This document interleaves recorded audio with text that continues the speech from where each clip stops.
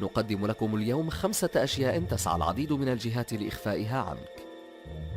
حرب أمريكا على المخدرات. بدأت الحرب الأمريكية على المخدرات في فترة كان يواجه فيها الرئيس الأمريكي ريتشارد نيكسون الكثير من الضغوطات من الجماعات المضادة للحرب على فيتنام، بالإضافة إلى الضغوط من الأمريكان الأفارقة الذين كانوا يطالبون بالحقوق المدنية نفسها التي يتمتع بها المواطنين البيض، مما جعل نيكسون يقوم بالتخطيط لهذه الحملة الواسعة على المخدرات من أجل هزيمة معارضيه ليس أكثر، وليس بهدف حماية المجتمع الأمريكي، حيث كانت الجماعات المضادة للحرب تحتوي على عدد كبير من الأشخاص المنفتحين لتعاطي المخدرات، مما سيجعل نيكسون قادرا على إلقاء القبض عليهم بسهولة والحط من قدرهم عند عامة الشعب. ومن ناحية أخرى كانت جماعة كبيرة من الأمريكان الأفارقة يعانون من الإدمان على الكوكايين، وقد تبين فيما بعد أن المخابرات الأمريكية كانت عاملا رئيسيا في إحضار هذه المخدرات إلى الأحياء الفقيرة المسكونة بالأمريكيين السود في محاولة شنيعة لتدمير سمعتهم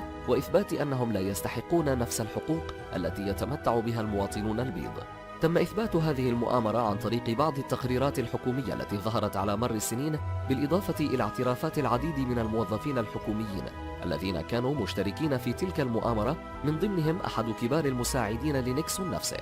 حيث قال هذا الرجل أن نيكسون كان العقل المدبر وراء هذا الموضوع كله، كما أنه قام بتضليل الشعب عن طريق حملات دعائية ضخمة تهدف إلى إظهار مشكلة المخدرات في أمريكا بشكل أكبر وأسوأ بكثير مما كانت عليه في الحقيقة.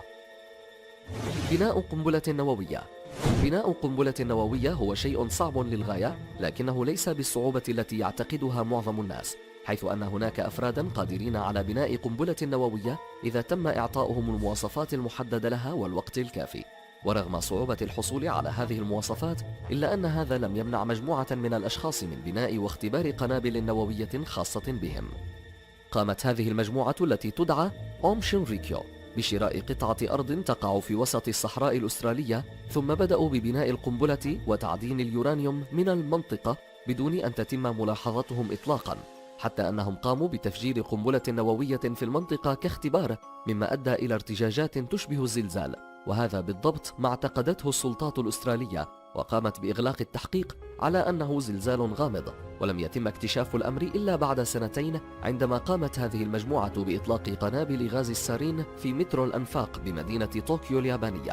حيث تم ربط الأحداث ببعضها عندما قامت السلطات بإجراء تحقيق موسع مع المجموعة. ماذا يحدث في مطابخ المطاعم؟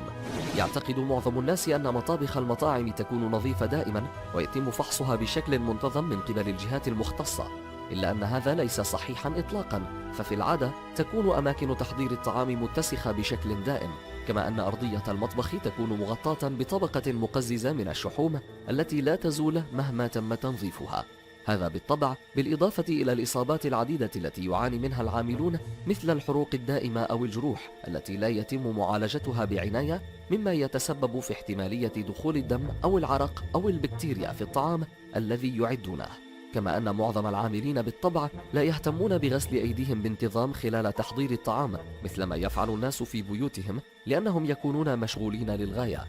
وهناك العديد من الأشياء الأخرى التي تحدث في مطابخ المطاعم، فعلى سبيل المثال إذا قام زبون ما بإرجاع طعامه لأنه يحتوي على شعرة أو حشرة، فإن الشيف يقوم في الغالب بإزالتها وإرجاع الطبق إليه، ولا يقوم بعمل طبق جديد كما وعده النادل. أو إذا قام النادل بإيقاع الطبق في المطبخ وهو في طريقه إلى الخارج، فإنه يقوم في العادة بنشله عن الأرض وتقديمه للزبائن، لأنه سوف يواجه مشاكل كثيرة إذا اضطر إلى أن يخبر الطاهي أن عليه تحضير طبق جديد. كتاب وصفات للفوضويين.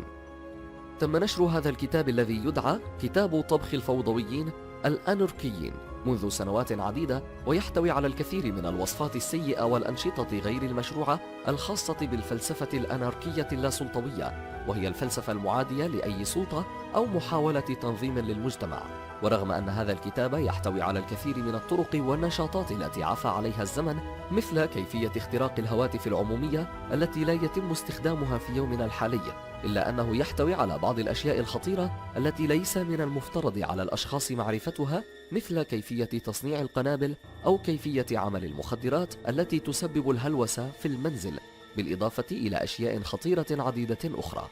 ويعرض هذا الكتاب الأشخاص الذين يجربون وصفاته إلى العديد من المشاكل مع السلطات، بالإضافة إلى خطورة تجربة هذه الوصفات على حياتهم. جزر مورورا. تقع جزر مورورا ضمن مجموعة جزر بولينيزيا الفرنسية، ومن المعروف أنه كان يتم استخدامها لإجراء الاختبارات النووية الخاصة بالجيش الفرنسي، الذي من المفترض أنه توقف عن هذه الاختبارات في أواخر التسعينات نتيجة للاعتراض العالمي على استخدام هذه الجزر كمنطقة اختبارات بسبب الإشعاعات النووية والتأثير السلبي على الحياة البحرية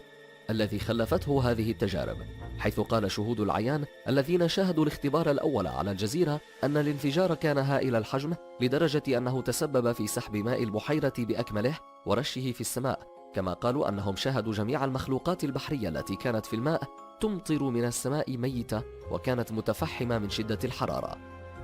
المحير في الموضوع أن هذه الجزيرة لا تزال تتمتع بكم كبير من الغموض، حتى أنها مشوشة على برنامج خرائط جوجل، رغم أن جوجل لا تقوم بفعل هذا إلا للقليل جدا من الأماكن، ويكون معظمها سري للغاية، مما جعل الكثير من الناس يتساءلون عن الأشياء التي تقوم فرنسا بفعلها على الجزيرة في الوقت الحاضر. ويظن الكثير من الناس أن فرنسا عادت لإجراء الاختبارات النووية مرة أخرى على الجزيرة، لكنها قررت عدم الإعلان عن الموضوع بسبب الانتقاد الواسع الذي واجهته في المرة الأولى.